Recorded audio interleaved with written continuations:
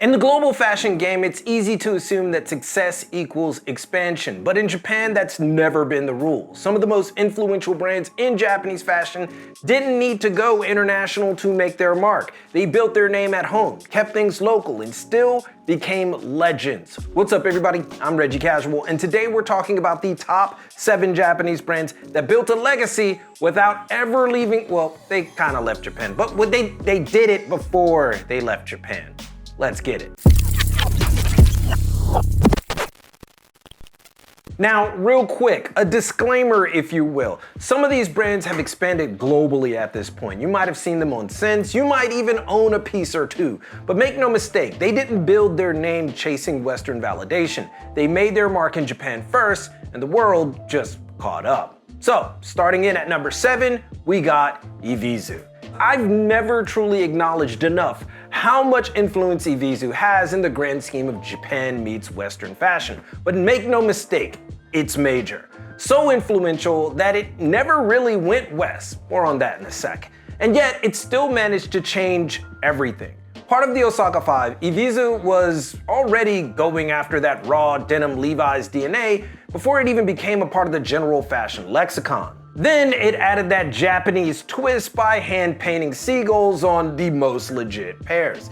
Evisu was a right place, right time phenomenon. It popped off at the peak of the denim reproduction craze in Japan, and because it was essentially Japan-made but near-perfect Levi's repro, it built a massive cult following. Even the name Evisu is basically how Japanese folks say Levi's, that is Levi's.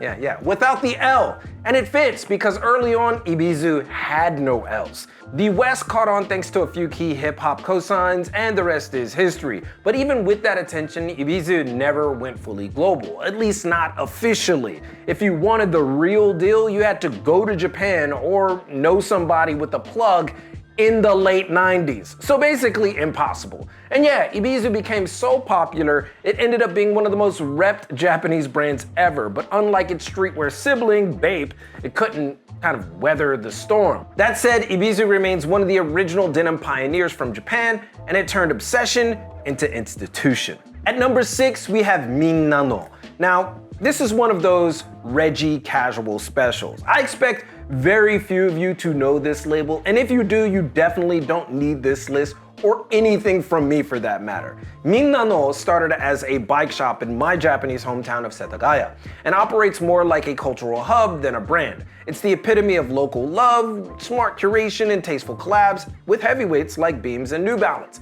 But Min-Nano never tried to scale. It just became a space that locals trust. Most collections are collabs with lesser known niche brands, so it doesn't just flex, it gives back to the community that built it. Min-Nano proves that building something for your scene, for your area, with intention is probably the strongest brand move you can make. Short and sweet, but they're still killing it. At number 5, we have the Real McCoys. And I've been asked nearly 1,001 times to talk about the Real McCoys. Not to worry, this won't be the last time that they show up on this channel.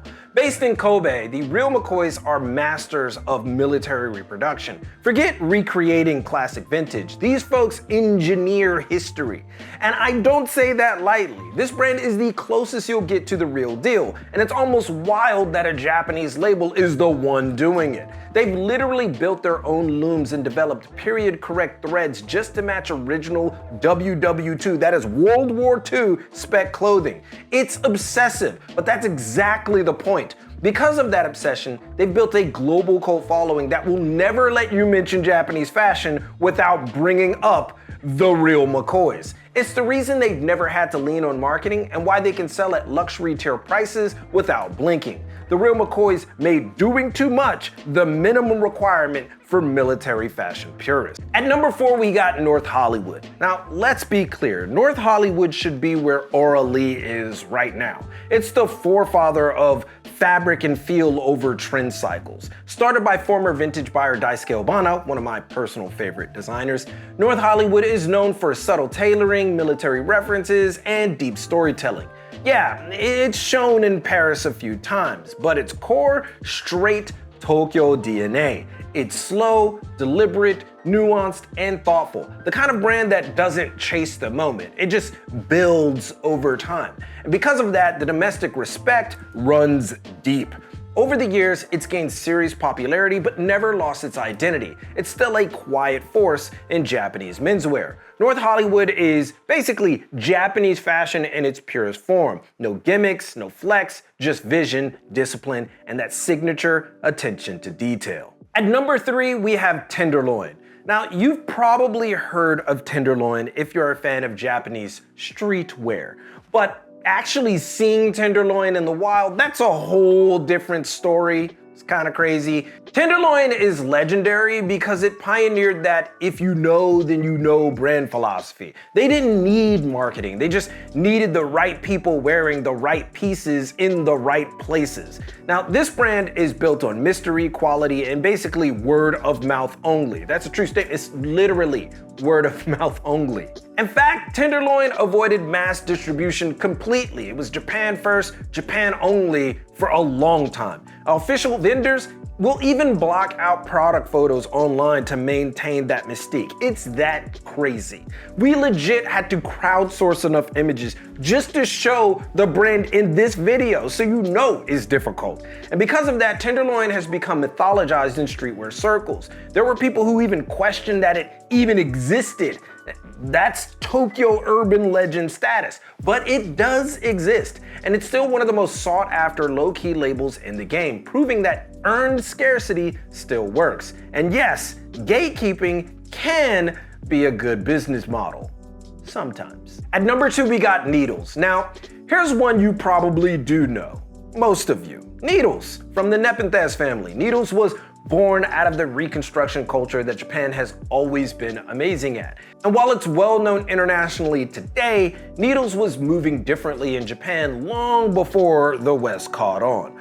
Before Rocky might have brought it to your feed, fashion heads in Japan already had it in rotation. Known for butterfly tracksuits and Americana meets Japan fusion, Needles never asked for fame. The style icons just came looking for it. Those tracksuits aren't about hype, they're about upgrading what's already pretty dope. Because Western fashion often tosses out trends like old leftovers, but Needles never abandoned its aesthetic. You can still get the same silhouettes and pieces from years ago, and they still hit. As far as its legacy, Needles became the blueprint for effortless style in the post-hype era, and it's still going crazy. And at number 1, we have Visvim. Now, Visvim not being number 1 here would just feel wrong. I mean, sure, most of you all know about Visvim now, but well before the hype, before celebs started flexing it, before Western media caught up, Visvim was already dominating in Japan. Hiroki Nakamura's obsession with artisanal craftsmanship was born out of Japan's long-running Americana phase, from post-World War II all the way through Visvim's early days. But here's what made Visvim different. It wasn't just reproduction like Studio de Artisan or Full Count. Visvim created, or at least pioneered, Japanese Americana, something distinctly its own. A style that said, yeah, it's inspired by the West, but this is unmistakably Japanese. For years, the only way to get Visvim was in Japan. It didn't get truly global until celebs started asking, yo, what?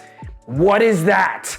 But even then, Visvim didn't chase the hype. It built what I like to call a cult of quality. Visvim didn't just build a brand, it built a belief system, and that legacy still holds up today as it continues to sell out of some of its most popular items. These brands didn't just build their reputation through expansion or algorithms. They built it through dedication, detail, and staying loyal to their roots. Because in Japan, quite often, legacy isn't about growth, it's about refinement and staying true to the ones that got you there in the first place. How it should be, at least in my mind. Now, I want to hear from you. Which Japanese brand do you think built the strongest local legacy before going global? You have any clue? Or which one never left Japan but deserves global love? You can put that too. Drop it in the comments. I'm always watching, so yeah, do that. Be sure to like, sub, and turn on notifications, but most importantly, keep it locked right here for all of your info on international fashion, culture, and business from Tokyo. It's your boy, and keep it casual. Yoroshiku onegai shimasu. and I'll see you guys in a minute.